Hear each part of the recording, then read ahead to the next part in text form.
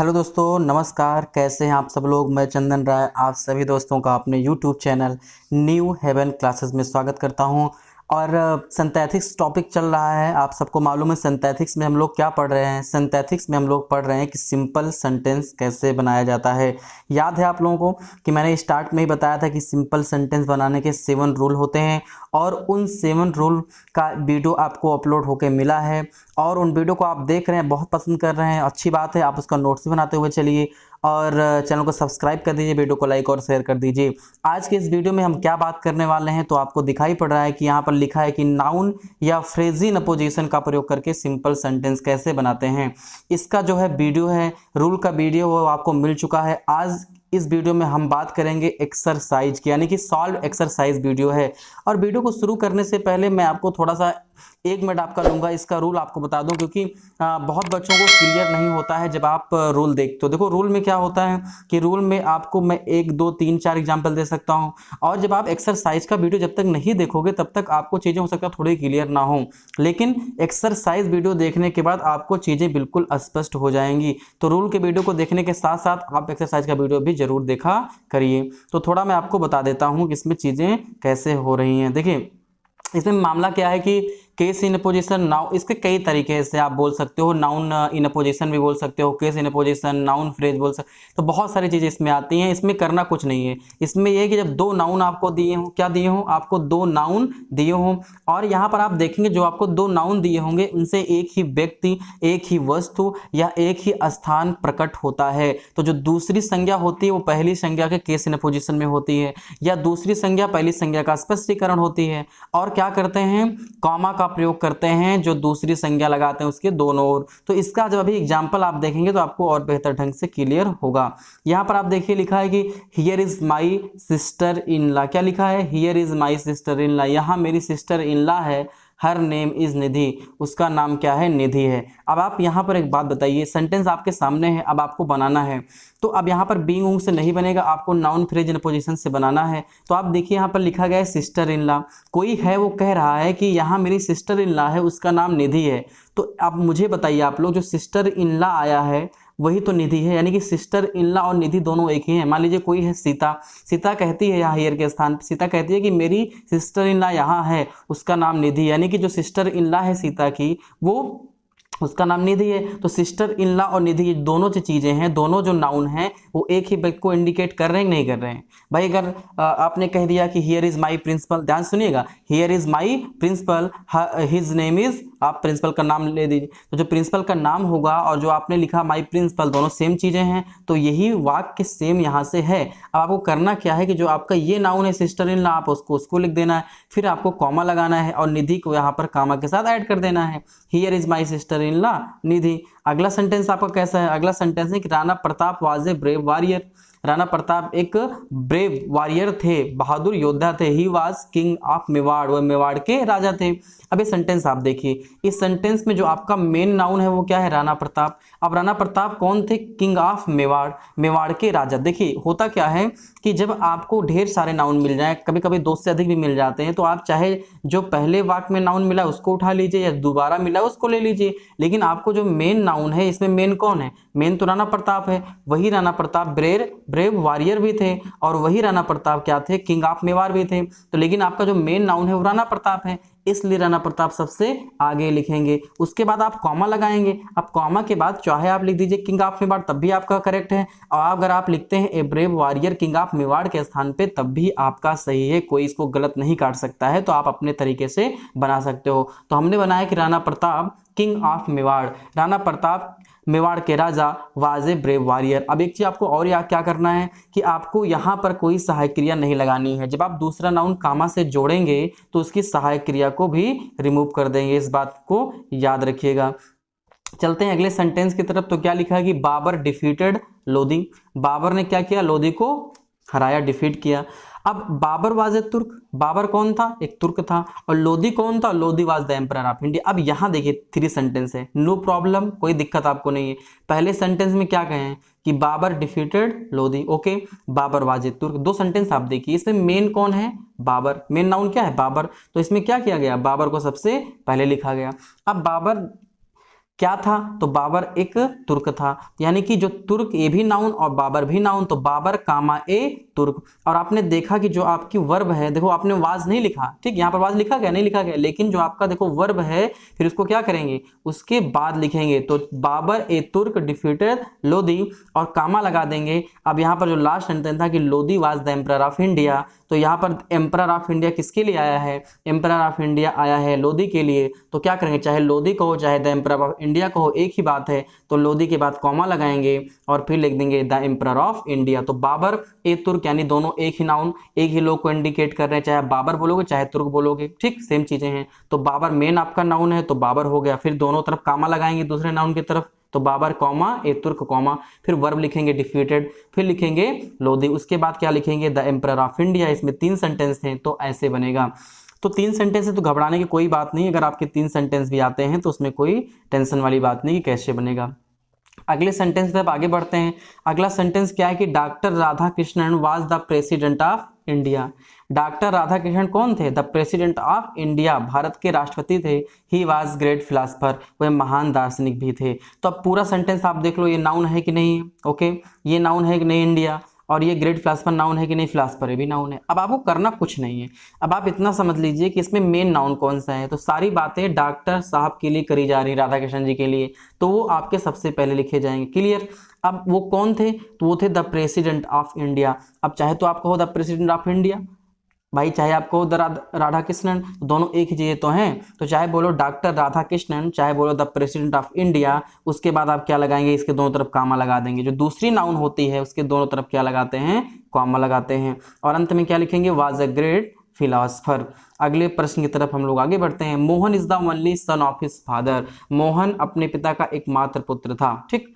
He died in an accident. अब ये 2 चीजें हैं, यहाँ पर मोहन एक शब्द आया है और the only son of his father, अपने पिता का एकमात्र पुत्र कौन था, मोहन। तो चाहे मोहन कहा जाए चाहे कहा जाए कि the only son of his father, क्योंकि एक ही पुत्र था तो दोनों सेम नाउन है। लेकिन जहां पर मेन आपका नाउन है जो इंडिकेट करता है वो कौन सा नाउन है, मोहन, तो सबसे पहले आपको क्या लिखना पड़ेगा, मोहन। अब जो दूसरा आपका नाउन देखिए, इस वाक्य में वर्ब लगा हुआ है, और मैं आपको एक किसकी ट्रिक बता दूं कि जिस वाक्य में वर्ब लगा होगा उसकी नाउन को कामा के साथ नहीं जोड़ते हैं। आप 99% देखोगे कि जिस वाक्य में वर्ब लगा है उसको जो है कामा के साथ नहीं जोड़ते हैं, तो यानी कि इसमें वर्ब लगा हुआ है, आपका सारा काम इसी पहले सेंटेंस में होगा। तो कैसे बना, मोहन कॉमा लगा के the only son of his father, फिर कॉमा लगाएंगे डाइड इन एन एक्सीडेंट, एक दुर्घटना में मर गया, ठीक। तो कहने का मतलब जो आपका मेन नाउन है उसको सबसे पहले लिखा जाता है, ठीक। अब चलते हैं आगे। अगला आपका क्वेश्चन क्या है, अगला क्वेश्चन है कि mister Saxena is our principal. वही जो मैंने पहला बताया था कि मिस्टर सक्सेना हमारे क्या है, प्रधानाचार्य हैं। ही इज वेरी लर्नेड, वह बहुत ज्ञानी है।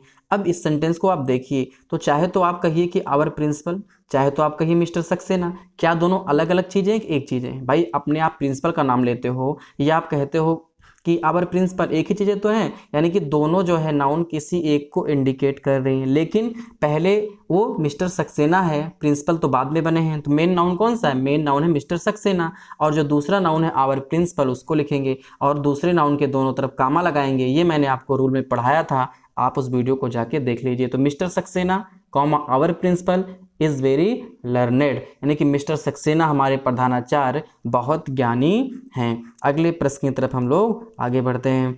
अगला प्रश्न है शेक्सपियर रोट जूलियस सीजर। इस प्रश्न से आपको बहुत कुछ मिलने वाला है, ध्यान से पढ़िएगा इसको। Shakespeare wrote Julius Caesar, he was great dramatist. चलिए, शेक्सपियर कौन थे, ग्रेट ड्रामाटिस्ट थे। उन्होंने क्या किया था, जूलियस सीजर लिखा था। अब दोनों सेंटेंस देखिए, इस सेंटेंस में वर्ब लगा हुआ है, वर्ब की सेकेंड फॉर्म। तो आपको अगर वो ट्रिक थोड़ा सा याद है कि जिस वाक्य में वर्ब लगा होता है उसमें से किसी भी जो दूसरी नाउन होते हैं उसको कामा से नहीं जोड़ते, यानी कि अब इसमें आपको कुछ नहीं करना है। इसका जो मेन नाउन है वो कौन है, शेक्सपियर, तो उसको आपको सबसे आगे लिखना है। और ये देखा करिए कि जो किसी का नाम आया हो ना वो सबसे आगे ही लिखा जाता है। मेन नाउन उसी को कहते हैं जो नाम हो, तो शेक्सपियर सबसे आगे हो गया। अब आपको इससे मतलब है नहीं पहले वाक्य से, दूसरे वाक्य में ही तो नाउन आपका है नहीं। इसमें नाउन क्या है, ग्रेट ड्रामाटिस्ट, तो इसको क्या करेंगे, शेक्सपियर के बाद कामा से जोड़ देंगे। तो शेक्सपियर कामा ग्रेट ड्रामाटिस्ट, उन्होंने क्या किया था, रोट जूलियस सीजर। अब जो पहला आपका वाक्य था उसका जो वर्ब की सेकेंड फॉर्म है वहां से हमने वाक्य को आगे ऐड कर दिया। कैसे बन गया, Shakespeare great dramatist wrote Julius Caesar. Any problem? अब बढ़ते हैं हम लोग अगले प्रश्न की तरफ। ठीक, अगला प्रश्न आपका क्या है? अगला आपका जो प्रश्न है वो है कि Kalidas was a great Sanskrit poet. Kalidas कौन थे? एक महान संस्कृत के पोएट थे। He was the author of Shakuntalam, वो शाकुंतलम के क्या थे? लेखक थे। तो इस पूरे सेंटेंस में जो नाम है उसको सबसे पहले लिखेंगे कौन? कालिदास। कालिदास कौन थे? ए ग्रेट संस्कृत पोएट। अब इस वाक्य में भैया देखिए, इस वाक्य में यहाँ भी नाउन लिखा गया है, यहाँ भी अथर ऑफ शाकुंतलम ये भी नाउन में आएगा और एक ग्रेट संस्कृत पोएट ये भी नाउन में आएगा। अब आपके मन में है कि कौन सा नाउन लिखें, तो देखिए कुछ भी लिखेंगे गलत नहीं होगा, क्योंकि इसमें वाज आया, इसमें वाज आया है, इसमें कोई वर्ब की फॉर्म नहीं आई है। तो जब वर्ब की फॉर्म आती है तो जिस वाक्य में वर्ब की फॉर्म आती है, जैसे यहाँ पर, उसको क्या किया हमने? लास्ट में लिखा। लेकिन जब वर्ब की फॉर्म ना आए तो जो मेन नाम है आप उसको लिखिए, उसके बाद आप कुछ भी लिख सकते हो। तो क्या हो गया? Kalidas comma a great Sanskrit poet comma was the author of Shakuntalam. आप जैसे 2 बार वाज आया था तो आप लास्ट वाले में लगाएंगे और जहां कामा से जोड़ेंगे पहली बार वहां पर आप वाज को नहीं लिखेंगे। ओके, नेक्स्ट सेंटेंस देखा जाए। ठीक, आपका अगला सेंटेंस क्या है? अगला सेंटेंस भी आपका थोड़ा बड़ा है, लेकिन बिल्कुल आप परेशान मत होइए। Shahjahan was a great Mughal emperor. Okay, he built the Taj, it is the finest building in the world. तो इस पूरे सेंटेंस को अगर आपको सिंपल बनाना है तो इसमें नाम ढूंढिए। तो नाम कहाँ है? शाहजहां, सबसे पहले लिख दीजिए। अब आपको कामा लगाना है। तो यहाँ पर आप देखिए कि इस वाक्य में बिल्ट लिखा गया, वर्ब लिखा गया है। मैंने क्या बताया? जिस वाक्य में वर्ब लिखा गया है आपको उसको कामा के साथ नहीं ऐड करना है। इसमें वर्ब नहीं है तो यहाँ पर आप नाउन ढूंढिए। वाज आप हटा दीजिए, वाज से कोई मतलब नहीं। ए ग्रेट मुगल एम्परर आपको लिखना है। तो कैसे बना? सबसे पहले तो नाम हो गया शाहजहां, फिर आप कॉमा लगाएंगे तो जो आपका दूसरा नाउन है ए ग्रेट मुगल एम्परर आप उसको लिखेंगे और उसके दोनों तरफ क्या लगाएंगे? कॉमा लगाएंगे। तो Shahjahan comma a great Mughal emperor, उसके बाद आप वर्ब से जोड़ेंगे बिल्ड द ताज, उन्होंने क्या किया? ताज का निर्माण कराया। उसके बाद अब क्या है? It is the finest building in the country. जो यहाँ पर आया है इट, वो किसके लिए आया है? ताज के लिए आया है। यानी कि जो ये बिल्डिंग शब्द आया है कि फाइनेस्ट बिल्डिंग, सबसे फाइन बिल्डिंग है, वो किसको क्वालिफाई कर रहा है? किसकी व्याख्या कर रहा है? ताज की व्याख्या कर रहा है। तो उसको कहाँ लिखेंगे? उसको ताज के बाद ऐड कर देंगे। तो सेंटेंस तो आपका बन गया, Shahjahan comma a great Mughal emperor comma built the Taj comma the finest building in the world. यानी कि जो फाइनेस्ट बिल्डिंग की चर्चा हो रही है वो ताज के लिए हो रही है। तो जो किसी नाउन को क्वालिफाई करता है उसको कामा से ऐड कर देते हैं। रूल कुछ भी नहीं है, आपको 2-3 चीज़ें याद रखनी है कि जो नाम हो सबसे पहले लिखा जाएगा, जिस वाक्य में वर्ब हो उसको बाद में ही जोड़ेंगे, और अगर दोनों में वाज हो दोनों में इज हो तो कोई प्रॉब्लम नहीं, आप कुछ भी जोड़ सकते हैं। और जब पहली बार कॉमा लगाएंगे तो वहाँ पर सहायक क्रिया का यूज नहीं होगा, और जब दोबारा आप लगाएंगे कॉमा तो उसके बाद सहायक क्रिया या वर्ब कुछ भी आ सकती है। नेक्स्ट सेंटेंस आपका क्या है कि I have never been to Mumbai, it is the biggest seaport of India. इसका आंसर क्या होगा? इसका आंसर काफी आसान है। अब यहाँ पर देखिए आया है I have never been to Mumbai, मैं कभी मुंबई नहीं गया। ओके, मैं कभी मुंबई नहीं गया। It is the biggest seaport of India, यह भारत का जो है क्या है? सीपोर्ट है, बंदरगाह है, सबसे बड़ा, बिगेस्ट। अब यहाँ पर चाहे तो कहा जाए कि मुंबई या फिर कहा जाए कि बिगेस्ट सीपोर्ट ऑफ इंडिया, दोनों एक ही चीज़ तो हैं। यहाँ पर किसी का नाम तो आया नहीं, बताइए यहाँ पर किसी का नाम आया था?